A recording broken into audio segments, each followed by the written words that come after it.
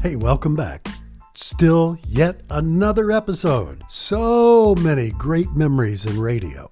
So many crazy stuff in broadcasting.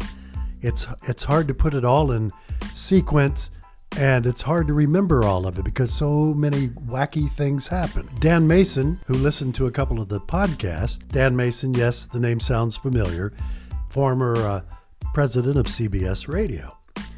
And he and I go all the way back to when we both started in radio. We have a heck of a lot of memories from the early days that helped make us grow to where we are today. He says, Scott, do you remember the Mr. Pibb drinking contest we did in Atlanta?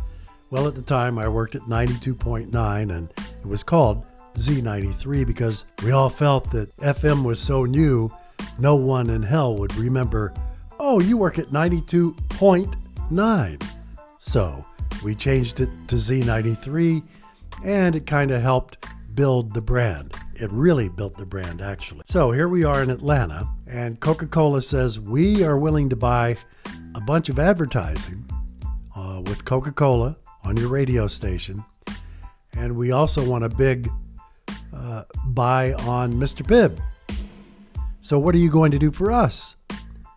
So Dan came up with, I know, I've got it, and maybe one of the account executives at the time said, I got this.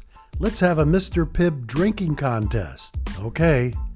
We went all the way out to South DeKalb Mall. We got a $25 certificate to some restaurant. And I believe it was just one where we could split it. But Dan and I went. We promoted it for probably 2 weeks on air. And when we got there, it was in the middle of a mall. We were elevated up on stanchions where everybody could see us. And the people from Coca-Cola came out with all the big Mr. Pibb signs. It was a brand new drink back then.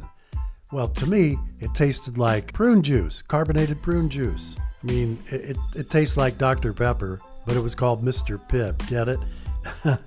But you have to be excited about this, really excited. And I said, I'll drink more than the entire world has ever drank in a Mr. Pibb drinking contest. And Dan says, I'll beat you. Well, I don't remember how long we were up there. We were both trying to keep from crapping in our pants. And we were also trying to keep from vomiting all over the place. But they brought out these large trays of the little Jell-O shooter receptacles and poured each one of them with Mr. Pibb. So we were just taking shots of Mr. Pibb, one after the other. And I guess probably after about 100 shots, we were saying, oh man, how much longer is this going on? And there was a time limit. I think it was an hour of torture. So all I remember is at the end, one of us, I've never checked, but one of us has the distinctive honor of drinking the most Mr. Pibb ever in the Guinness World of Records. Never, ever even bothered looking it up. I don't care.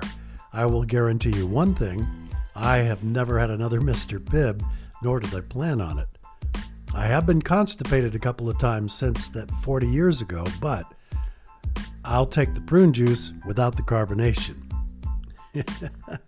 Okay, Dan, you won.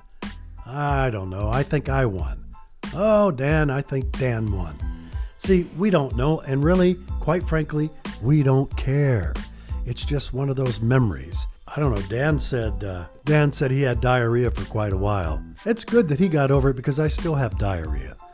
And I'm sure it's from the Mr. Pibb. I can walk past a Mr. Pibb display at a grocery store and my stomach starts gurgling. Some people love it, some people dislike it. Now, another radio promotion we had was when Randy Newman came out with the song Short People. We had a Short People's Party. And we invited short people to the party. And whoever was the shortest won some kind of a prize. This was in Washington, D.C. Nothing like that had ever been done in the nation's capital back in the late 70s. And I think we did it at Tyson's Corner, had large crowd there and everything else. And we gave some kind of a prize to the shortest person there. And you can't even imagine the jokes that we told. Nothing was politically correct back then, which was kind of nice. No one really got upset, just everybody laughed, but God forbid I would never say anything about that again. I do remember once when I met Mary Lou Retton and had a promotion with her. I don't know, she was visiting some Olympic hopefuls at some high schools in Maryland. She was so nice, and of course, me and my big mouth, I said, "Wow, you're really short in person. You look like a midget." And I'm an idiot. I haven't said that word in ever because of what happened.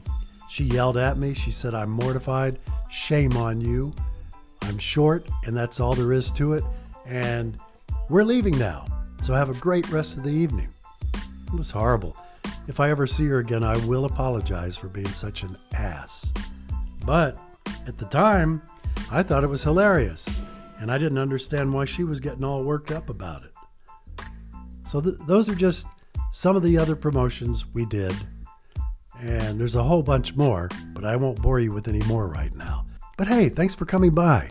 I sure as hell hope you're enjoying these podcasts as much as I am digging out these old memories from this old crinkled brain and bringing them out in the forefront for people who used to listen to the Elliott and Woodside show, who used to listen to Barry Chase and Scott Woodside in Atlanta, and I will continue sharing the memories. Some are good, some are bad, but they're all very unique, one-of-a-kind memories. Take care.